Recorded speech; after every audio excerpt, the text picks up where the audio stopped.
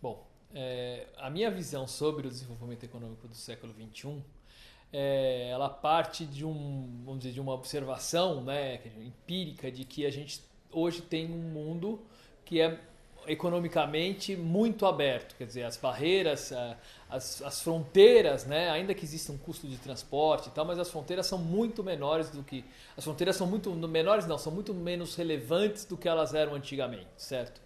E nesse processo todo, quem ganhou muito com isso foram os asiáticos. E a China ganhou muito com isso. Porque ela tem uma mão de obra mais barata, os outros países também, e eles se aproveitaram disso. Né? Então, no fundo, quem ganhou com a globalização nesse processo de globalização, foram os asiáticos e a China fortemente nos últimos anos. Então, esse é um dado para todo mundo que está pensando em desenvolvimento econômico. Né? Quer dizer, a estratégia de desenvolvimento passa por um enfrentamento, você vai ter que, de alguma forma, em algum momento, se confrontar com um rival importante que está muito bem colocado nesse processo, que é a China.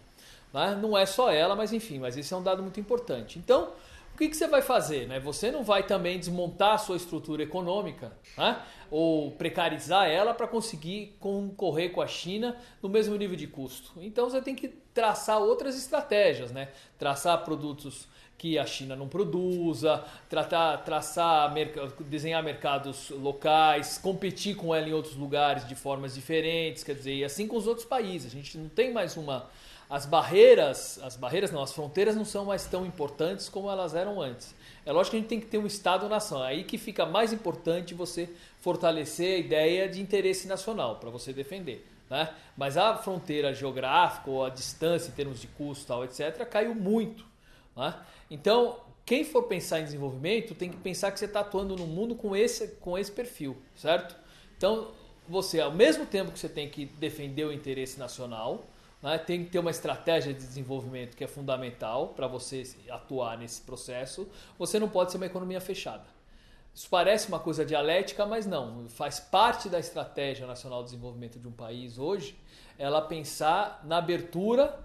Como é que você vai fazer um processo de crescimento que seja aberto, né, integrado com os outros países e ao mesmo tempo defender o seu interesse nacional, certo?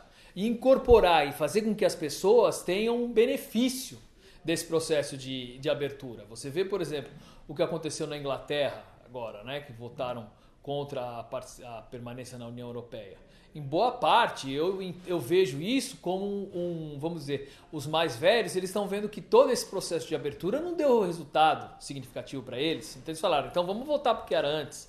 Independente deles entenderem os efeitos disso, eles estão falando, essa situação não me resolveu a vida, quer dizer, não melhorou muito a minha vida. Então o desafio é os governos saberem que eles têm que atuar num mercado que é mais competitivo, certo? Não tem como fugir disso. Defender o interesse nacional e fazer com que essa competição beneficie a sua população, o seu mercado interno e a sua população. Olhando para esse país que tem um custo de mão de obra muito baixo, não é fácil. Mas se não tiver o Estado nesse processo pensando nisso e desenhando uma estratégia de desenvolvimento, ninguém vai conseguir chegar em lugar nenhum. É isso.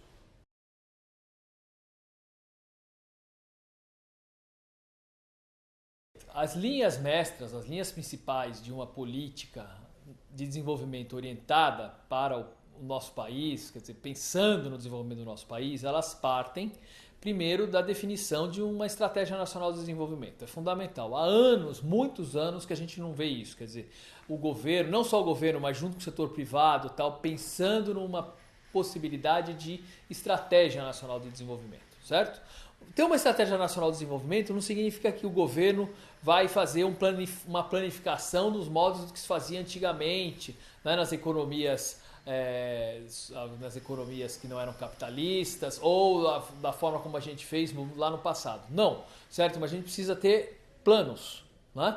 O plano significa, logicamente, dizer quanto que eu vou crescer e como eu vou crescer, certo? Como eu vou crescer, o governo também não vai, muitas vezes, atuar diretamente nisso. Ele pode fazer políticas que induzam o setor privado a atuar nessas áreas, certo? Então, veja bem, a primeira política que é importante, que eu acho, para a gente retomar o desenvolvimento, é a que a gente chama da política macroeconômica estar ajustada. Então, nós que desenvolvemos a teoria que nós chamamos de novo desenvolvimentista, entendemos que tem 5 preços básicos macroeconômicos que precisam estar ajustados. O câmbio, os juros, a taxa de lucro, certo? A taxa de salários quer dizer o salário médio, que deve aumentar junto com a produtividade, e a inflação, certo? Se você quiser colocar um sexto ainda aí, eu posso colocar as tarifas públicas, mas isso está, de certa forma, junto com a inflação, né? Então, se você tiver a macroeconomia ajustada, eu tenho as condições básicas para que os empresários tenham confiança no mercado e saibam que vai ter uma certa estabilidade para o futuro, para eles terem um estímulo a investir. Isso não é o suficiente, precisa ter demanda também, certo? Mas isso a política macroeconômica também ajuda. Além disso, né, e nessa política macroeconômica, talvez os dois preços mais importantes sejam a taxa de câmbio e a taxa de juros, certo? A taxa de juros porque é o custo financeiro e porque acaba influenciando na taxa de câmbio. E a taxa de câmbio porque ela influi na rentabilidade de todas as empresas, tanto para empresas nacionais em relação aos competidores externos que vêm capturar o mercado aqui, como em relação ao exterior quando você quer ser competitivo lá fora. Então é fundamental você ter uma taxa de câmbio ajustada e todos os outros preços macroeconômicos juntos. Tendo isso, né, aí a gente pode inclusive até dizer, olha, quais são os setores que são prioritários, são mais estratégicos para mim, certo? Então eu posso ter algumas políticas industriais específicas, né? Então eu posso, por exemplo, ter escolher um setor que gere o que a gente chama de encadeamentos produtivos muito grandes na economia, como o petróleo, né? Como o setor de saúde, que vai ser um setor muito importante no futuro, o setor de alimentos e bebidas, né? Que gera encadeamentos produtivos, quer dizer, que vai aumentar a demanda para os outros setores. Aí eu preciso fazer uma política específica para esses setores? Não, mas eu posso criar incentivos específicos para esses setores, né? Eu posso desenvolver tecnologia em áreas que eu acho que são importantes, né?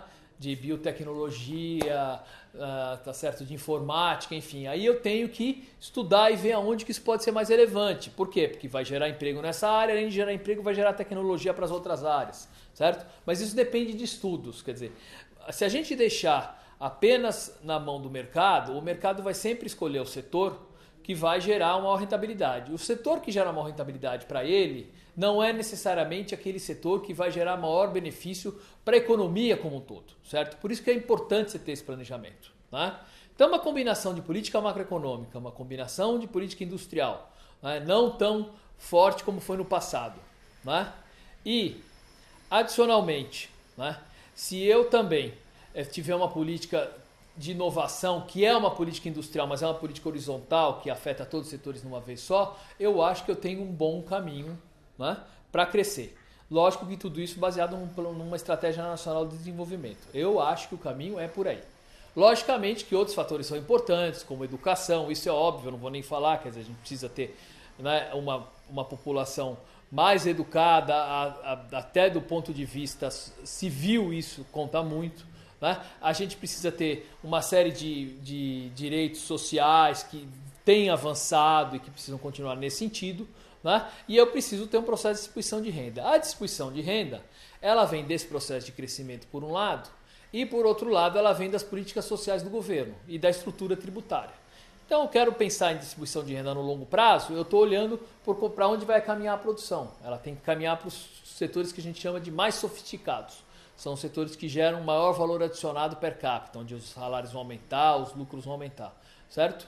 E eu quero olhar para a distribuição de renda no curto prazo, eu vou olhar para a estrutura tributária, certo? Fazer uma estrutura tributária progressiva e vou fazer uma política social, né? Onde eu escolha, onde eu vou gastar, tal, etc. Gerar uma série de benefícios indiretos para os mais pobres. É isso. Tá? Muito obrigado.